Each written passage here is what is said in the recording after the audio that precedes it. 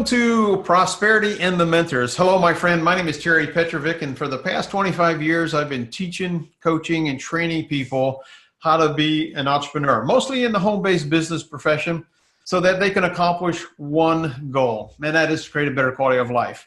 I live a life today that most people can only dream about. It hasn't always been easy, and I got to tell you, there's been some ups and downs, but I believe success and prosperity have a lot to do with our philosophies, our programming at the conscious and unconscious levels. The truth is, I think everybody needs advice from time to time, especially when things are going a little haywire, if you will.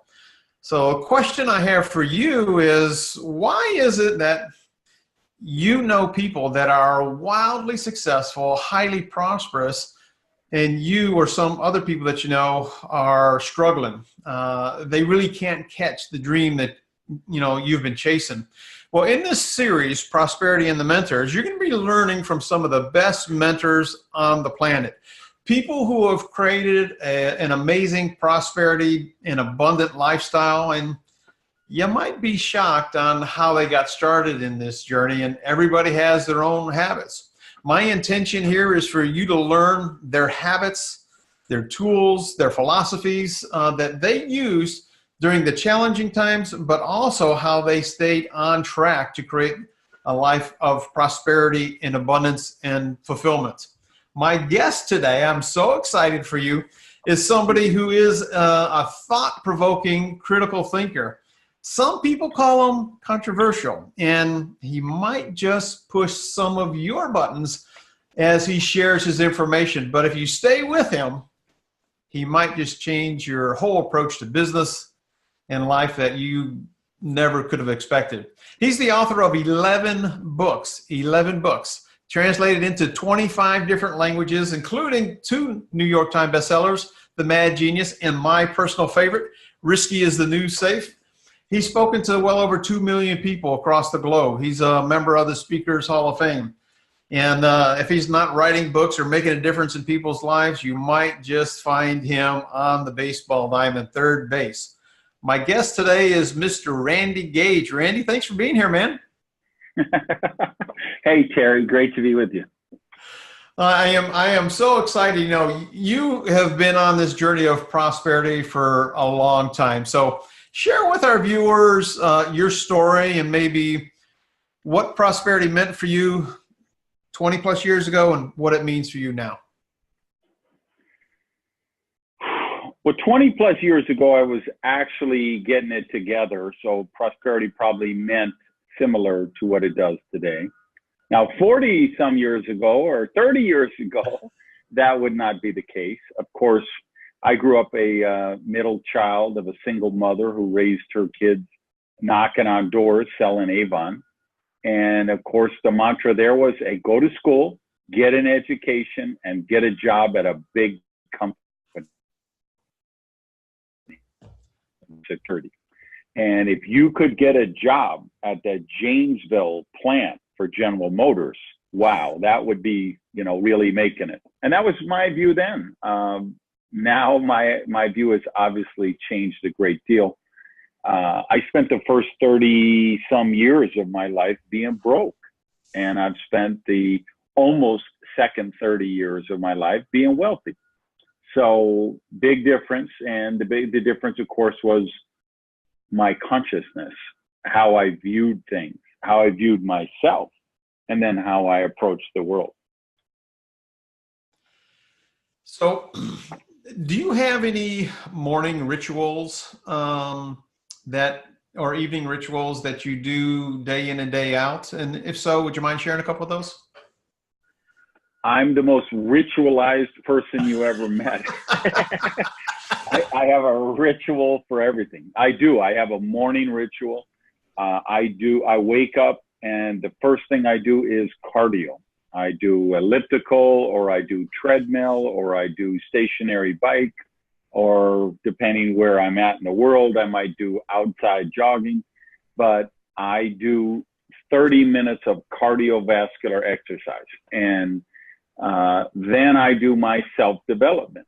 But I have to say, probably the last year, my 30 minutes of cardiovascular also includes the self-development because of the Apple podcast feature, where it's just so easy. You know, you subscribe to the podcast, it loads them every morning, whatever new ones.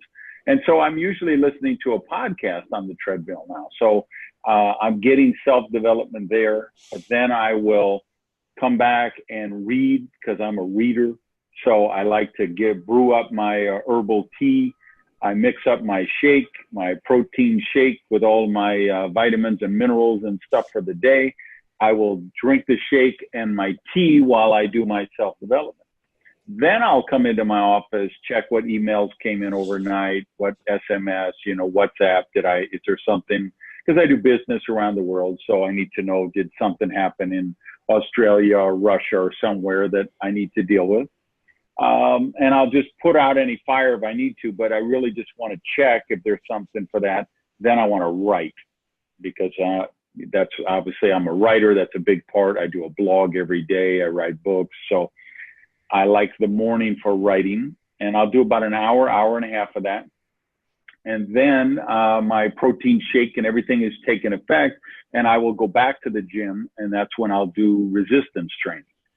And I'll do 1 hour of resistance training, and then I'll come back and have my egg white omelet with my peppers, onions, and turkey, which I just finished before this podcast.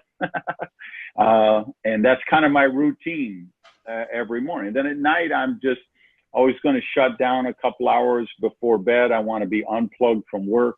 Even if I didn't do it, let's say it's not a night, I went out to dinner with friends or I had a date or whatever, I just know if I work up till the time I want to go to sleep, I'm not going to go to sleep. So I'm going to unplug. I'm going to find a baseball game to watch on TV or a book to read or something like that. And then when I kind of lay down in bed, I kind of go through, how was my day?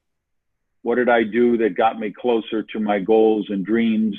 How do I grade myself on that? Anything I want to pick up, do better, kind of plan. And then I'll just, and the last thing before I go to bed is I'll just check my planner and see what's my schedule for the next day. So I just kind of got that in my mind. Oh yeah, I've got that show I'm doing with Terry Petrovick tomorrow. I've got the, a conference call at 11, and I've got this at 3, and, a doctor's appointment or whatever. So I don't wake up the next day surprised. I wake up the next day with an idea of what I want my day to look like. Awesome. Yeah. You can have it all if you become a master planner. Let me ask you kind of a different type of a question. What book or item do you find yourself giving away the most, and why? Book would be As a Man Thinketh, James Allen. I've probably given away 50 or 60 copies of that over the years, because I feel like it is breathtaking enough in scope, meaning the content is so profound, but I also feel it's at a level that most people are going to be able to process. Like Ray Dalio wrote a book this year that came out called Principles. Amazing book. Probably the best leadership book I've ever read in my life. Even though he doesn't present it as a leadership book, he just talks, he divides it 2 sections. He has career principles and life principles, but it's leadership. It's brilliant. And it's about 28,000 pages, 4 inches thick. And he's a very intellectual guy. And if I gave that book out, nobody's going to crack it open because the size is going to scare them. And maybe they're not going to process. Whereas As a Man Thinketh, and don't get me wrong, don't think, I'd love to think everybody I give it to sits down, reads it, it changes their life. But we know, I know 60, 70% of the people I gave it to won't read it, or they won't read it for 3 years or 7 years. But I feel like it's worth the shot to give it to them. Yeah. No, and awesome. the other thing I always say about that book, because it's such a little book, is I kind of wish that the publisher sold it for $50,000, because if it was priced at $50,000, I believe people would read it with the reverence that it deserves. Right. Yeah, it's definitely a classic I think that everybody should have. Let me ask you one other simple question, and then we'll get down to some serious questions. Is there a purchase of $100 or less that you have made in, I don't know, maybe the last 6 months or so that has had a significant positive impact on your life in any way? Well, yeah, but I'm going to default to books, like that Principle book, that was $25 or whatever it was. But I mean, that book was profound, because first of all, I'm a real leader, right? I've been leading teams for 30 years. I'm really good at it. I consider myself a world-class leader.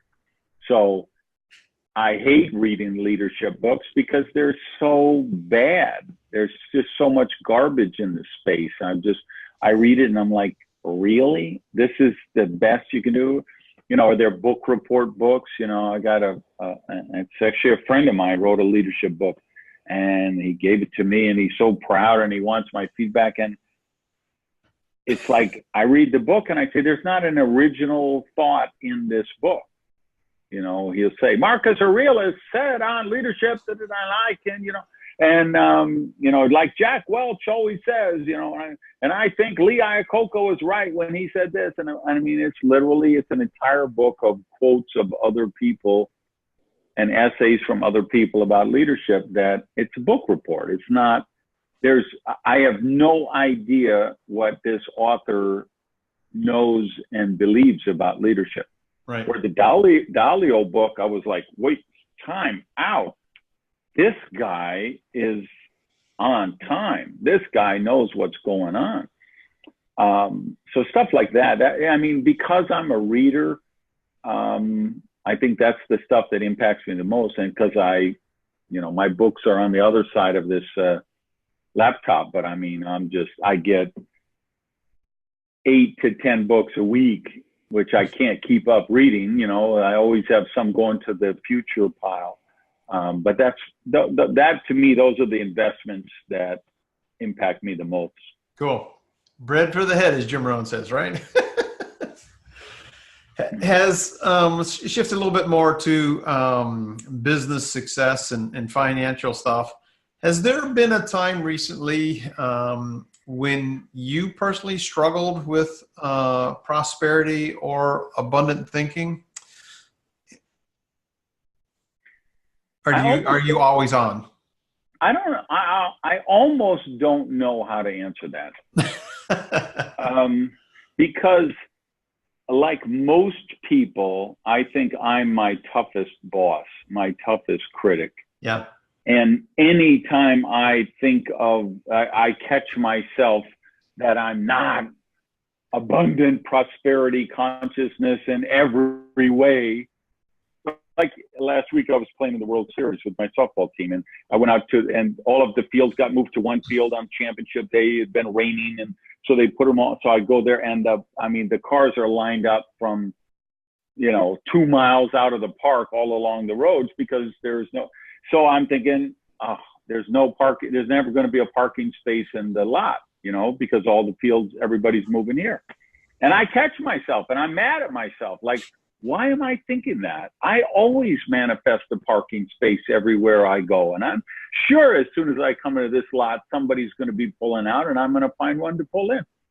So I'm beating myself up about that all the time. But that's because I set such a high bar for myself. Is I want to be optimistic. I always want to operate from prosperity consciousness, not fear consciousness. And so I catch myself 10 times a day thinking that I'm not thinking the right way, because I obsess about this. I think about what I think about.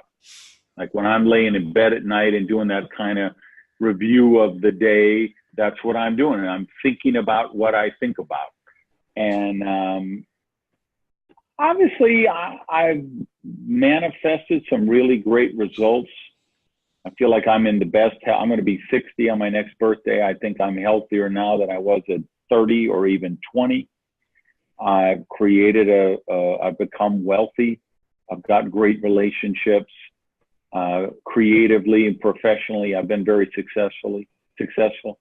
So I think I'm pretty strong prosperity consciousness wise, but I'm still like, why did I think that? Why did I doubt myself there?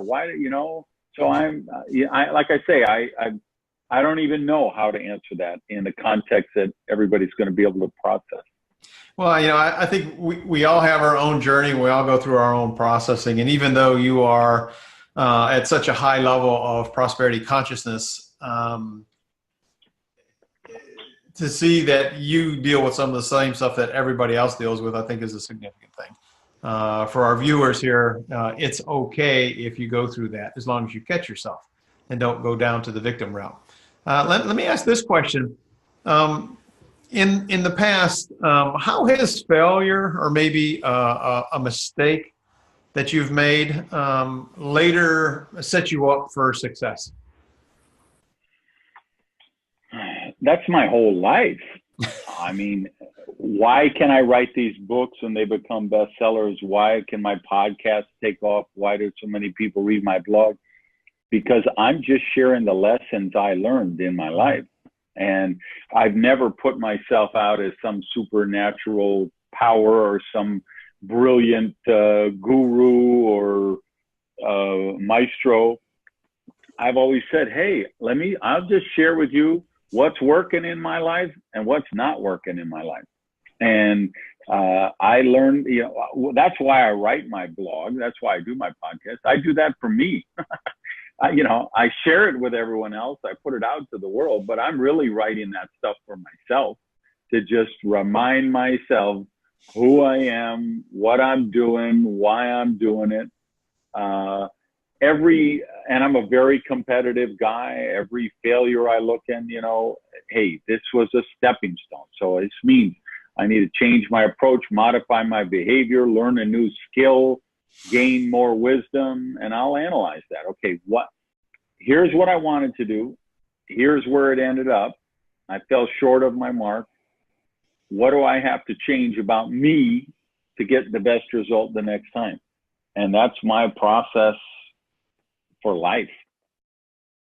How important, or does it even play a role, does visualization and meditation tie into the prosperity consciousness and prosperity building process? I think it plays a overwhelmingly important role for people who are successful in those areas. And for me, you are programming your subconscious mind. And I'm pretty sure that people who are watching this show, they get already that the subconscious mind is the 90% of the iceberg under the water and the 10% above. And everybody's seen those analogies and those posters in the accessory store and all of that. I think they get that. But until you really understand that, hey, like my whole work about wealth was I grew up poor. So I grew up hating rich people because that's what you did if you grew up where I came up. And so then I went out in the world and I was trying to become wealthy because I hated being poor. And it took me till I was 30 years old to recognize that I was actually sabotaging my own success because I hated rich people. So every time I started to get successful on a conscious level, I had this subconscious programming kick in that said, hey, dude, you better shut this down or you're going to become one of those evil, mean, nasty rich people. Then your family isn't going to love you anymore. Your friends aren't going to like you. You're not going to fit in. You're going to have to sell your soul. And I wrote an entire book just on mind viruses, which are memes. You say meme today, people think of a slide on Facebook or something, but meme is actually a mind virus. And just like you could get a virus on your hard drive of your computer, you get a virus in your mind. And that's what a meme is. And the most prevalent memes in the world today are money is bad, rich people are evil, it's spiritual or noble to be poor, to be successful in business, you have to be a bad parent, to be a successful company, you have to exploit the indigenous people and rape and pillage and plunder the environment, and you have to only care about money. And there's so many of those memes and that people buy into. And that was my case for 30 years because I had all those negative memes and I didn't know they were there. So on the conscious level, and people, the thing that people don't understand is your core foundational beliefs about the really important stuff, they're all created before you're 8 or 9 years old. Your core foundational belief about money, success, marriage, relationships, sex, health, all those are set before you're 9 years old. Your parents are arguing all the time, they're fighting. Your core belief about marriage is set when you're 6 years old. Your father's cheating on your mother and he abuses her, or whatever. Your core foundational belief about relationships, they're set before you're 10 years old. What they taught you in Sunday school, temple, mosque, synagogue, you know, when you were 5, 6, 7 years old, that's your core belief about religion, God, existence. Those are all set. And most people never go back and question them. And all the time, people read my blogs or listen to my podcasts and they'll, you know, DM me somewhere and they'll say, are you telling me that a core belief that I got when I was 7 years old is causing me to self-sabotage my marriage when I'm 50? And 9 out of 10 times, the answer is yes, because they never went back and questioned that belief like I did. I mean, in my case, I had the IRS seize my restaurant, auction it off. I was without a house, car, job, $55,000 in debt, which at that point in my life might as well have been $20 million. I mean, it seemed so daunting, so impossible to overcome. And fortunately, though, that breakdown of my world caused me to go and say, well, I need to look at myself. I need to look at the way I think, my worldview, the actions that I take on a daily basis. And that happened when I was about 30. And that was the best thing for me, because that's what got me on the path of self-development and personal growth in a really deep way. Amazing. Let me ask this question. What advice would you give somebody who is maybe, 50 something years old today? They're financially stuck. They might have had success in the past. Their future looks dim in their thinking. They've tried to have a business before. They had minimal to no success, and they just don't think they can make it. They're almost ready to throw in the chips or throw in the cards. What would you say to somebody like that? You got to recognize you're in the 4th, 5th inning of this 9-inning baseball game. Yeah. We're just so youth-oriented, youth-centric. I mean, when you're 16 years old or 14 years old, you know, somebody who's 30, they're dead. You're like, oh my God, they're 30 years old. They're so old. They're going to die any minute now. Right. And then you get 30 and then you think 50-year-old people are that way and 60-year-old people. And that's just a perception thing. We live in the greatest time of human history. Most people watching the show, you're 50 or above, you might have 40 years left. You might have 50 years left. If you look at my last book was called Mad Genius, and it's really a manifesto for entrepreneurs, but the middle chunk of that book is a look into where we're going to go in the next decade with cloning, biogenetic engineering, 3D printing, all of these things.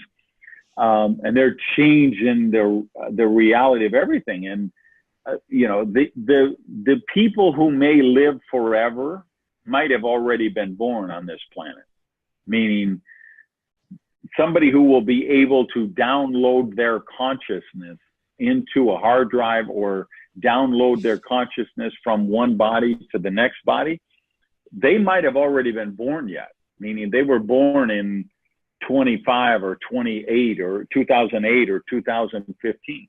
And I get, okay, you're watching this show, you're over 50, so you're probably not there. I'm probably not there, although we might be. But you're still might live to be, really active, vibrant to 100. So you're in fourth or fifth inning of the game. So that's the first thing. You need to reposition that, oh man, I'm 50 years old. I'm at the end of my day. The horizon is so much closer than what's behind me. No, you need to re-qualify that. And then you got to recognize that all the rules, that the subtitle of that book that Terry held up is all the rules have changed, right? If I have a phone in this cell phone, I have a camera in this cell phone that I record my YouTube show on, that to get an HD camera like that, 15 years ago, that would have cost $55,000 to $75,000. 20 years ago, it would have cost $200,000, $250,000, $250,000, yeah, right? I could make a movie with that phone now. I can make a documentary with that. Everyone watching this, you can start a blog, you can start a podcast, you can make a movie, you can publish your own book, you can create your own information, knowledge empire, because all the rules have changed. You don't need a New York publisher to put out a book anymore. You don't have to know Harvey Weinstein to get a television show anymore, right? You don't have to know Les Moonves. You don't have to go through that stuff to, you know what I mean? Because now the internet has taken all the middlemen out of the equation. And so this is if you could jump into that DeLorean with Michael J. Fox and pick, what year you could travel to, you'd want to pick 2018, because this next decade, this decade we're in right now, is going to be the most cataclysmic in human history. The dynamics of change and the speed of change of which we're about to experience are extraordinary. And they're going to create a lot of challenges, right? VR and AR and, in the book, I'm talking about virtual reality sex and how that's going to just blow up marriages and relationships and our whole concept of everything. But you know what it's also going to do? It's going to create corresponding opportunities for marriage counselors and mental health professionals and, all kinds of things. So for every yin, there's the yang. And so what I'm saying is we're going to face all of these daunting changes and challenges and obstacles and problems. And it's going to offer all those possibilities for solutions. So we're living in the greatest time in human history right now. If you're 50 years old and you have the ability to watch this video, you're so far ahead of where your grandparents were, where your parents were. If you're watching this show on your smartphone, forget about it. The opportunities for you are mind-boggling. Yeah. So I know a lot of our viewers are into the personal development path, and they buy into all the prosperity stuff. And they've got the programs, they got the courses, they attend the events. They get on that path, they get the 30-day transformation course. But somewhere along the way, after week 1 or 2, the sexiness of it goes away, the work kicks in, and they just drop it. What would you say to those people, Randy, to give them a wake-up call so that they can really step into their personal power and really take action on the course they bought, the book they wrote? What would you say if you were sitting across the kitchen table from somebody like that?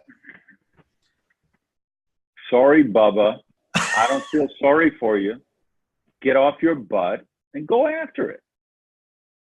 I just recorded my YouTube show for next week, and the theme of it is to the really amazing places worth going. There's not a shortcut.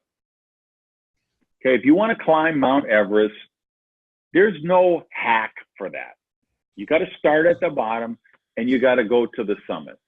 And everybody's looking for the $77 ebook that has the shortcut, the hack, the how to work smarter, not hard. Listen, I get all about productivity. I'm all about working smarter, not harder. I'm all about doing it the right way. But at the end of the day, you have to say there are some things worth doing that don't have a shortcut. They don't have a hack. You got to be willing to do the work. You got to be willing to pay the price. To live your dream, it's hard work. But the only thing that costs more than living your dream is the cost of not living your dream. It's the cost of regret. And, you know, I play softball, right? You and I were chatting about this before we went live. I go in the batting cage. I do 100 swings. I have people film my stance, and I'm looking. Where my foot? Where do I have my hand? Where's my shoulder at? Where's my swing path to the ball? Am I elevating the ball? We do throwing drills. We do fielding drills.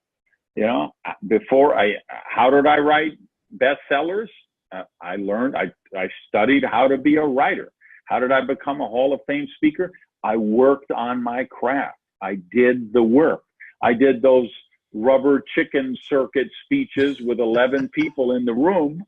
And now I'm speaking to 20,000 people in a room or 15,000 people in a room. But I did the rooms with 11 people first, and then the rooms with 60 people, and then the rooms with 200 people, and then the rooms with 800 people. I was willing to pay the dues. And that's the thing. You got to recognize that, okay, if your goal isn't pulling you toward it, then you probably have the wrong goal.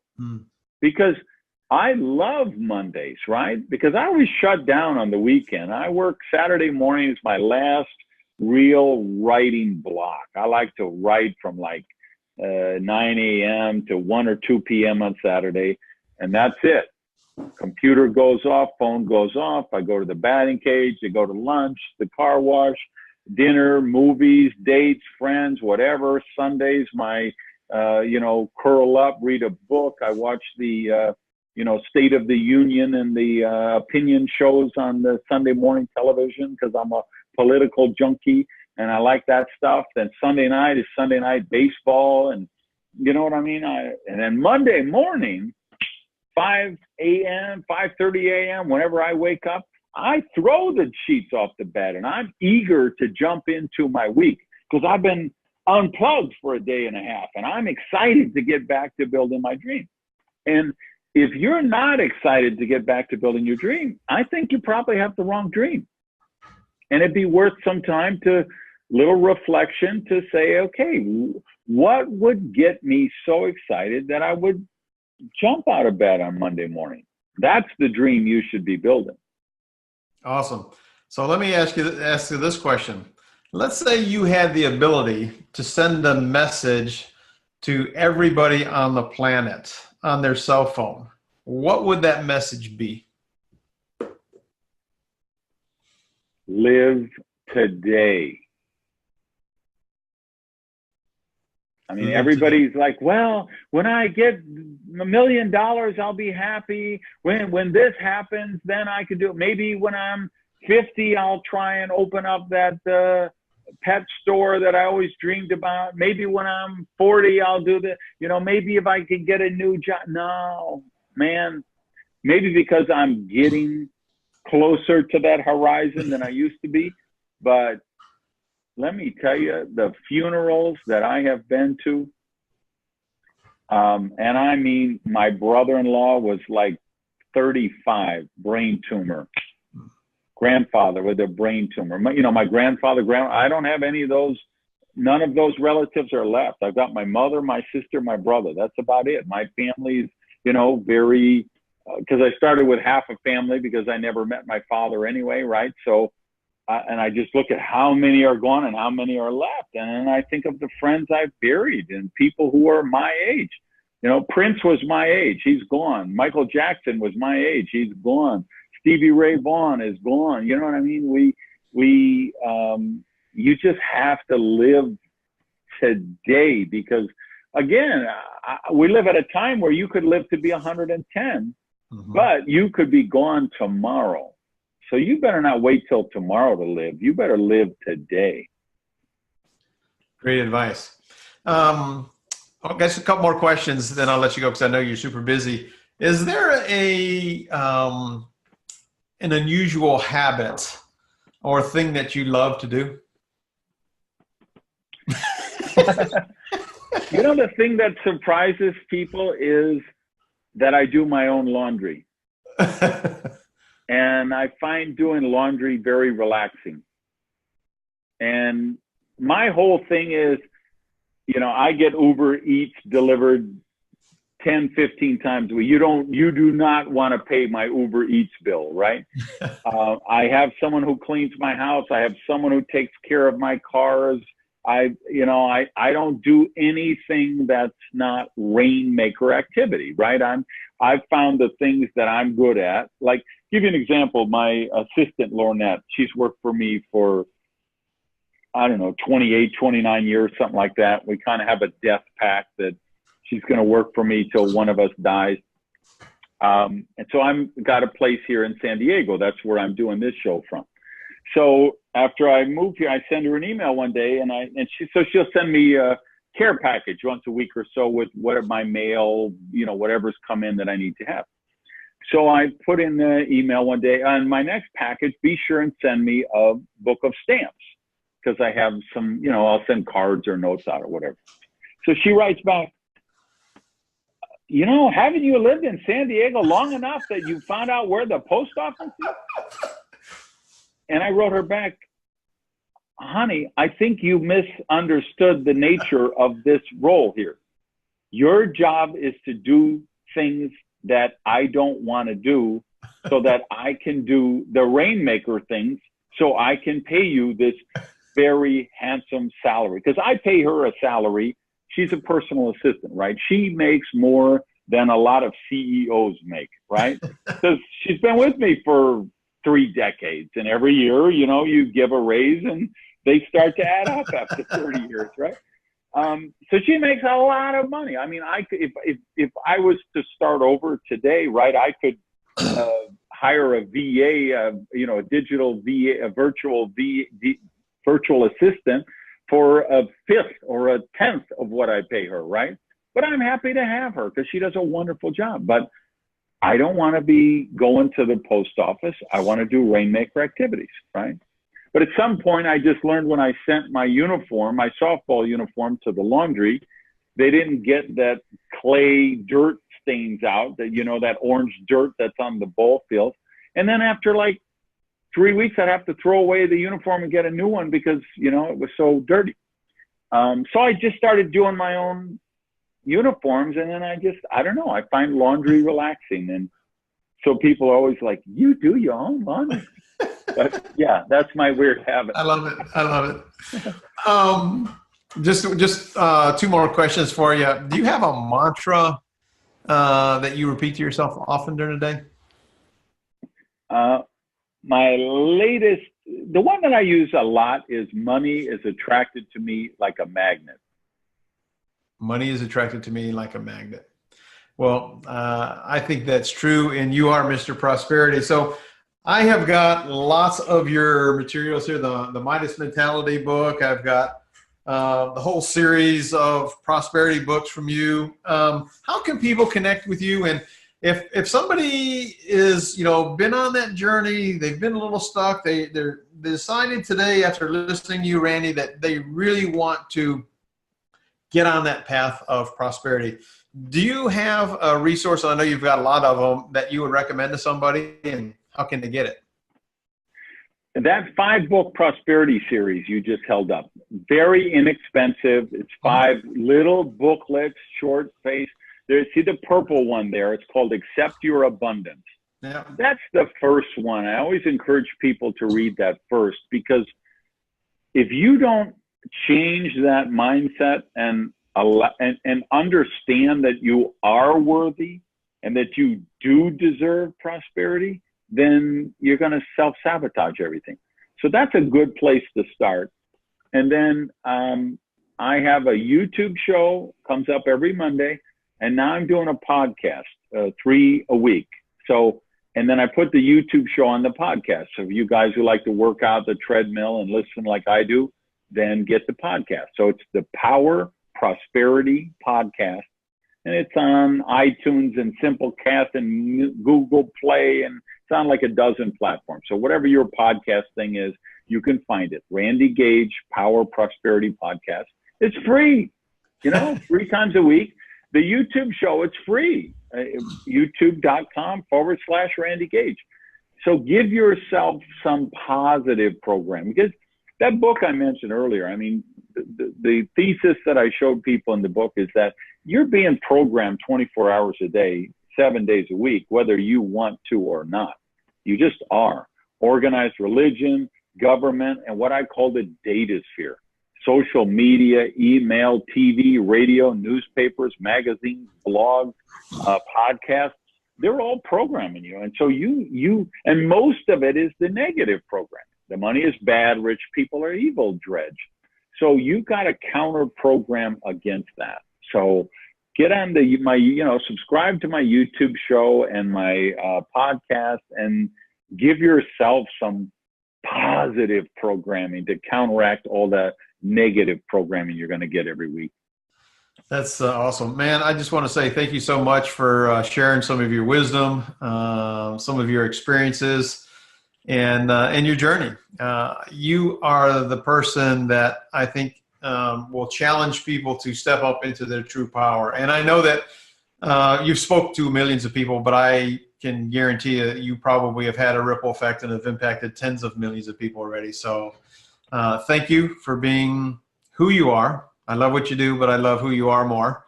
I appreciate you. And for my viewer here, if you have any questions about anything Randy says, plug into his website, randygage.com, his YouTube channel, his podcast. Phenomenal guy if you want more prosperity in your life. Randy, any closing thoughts? Live today. Don't be like, okay, yeah, that's okay. Next week I'm going to start, No.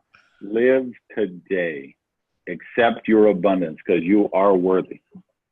There you go. I appreciate you spending time with us today, Randy. I appreciate you, my friend, my viewer. And again, if you have any questions about anything we've covered, connect with me, connect with Randy. And I appreciate you and everything that you represent.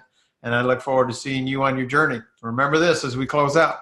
You have a choice. Make it a better than terrific day and a prosperous one, because you, my friend, absolutely deserve it. Until next time, bye-bye for now.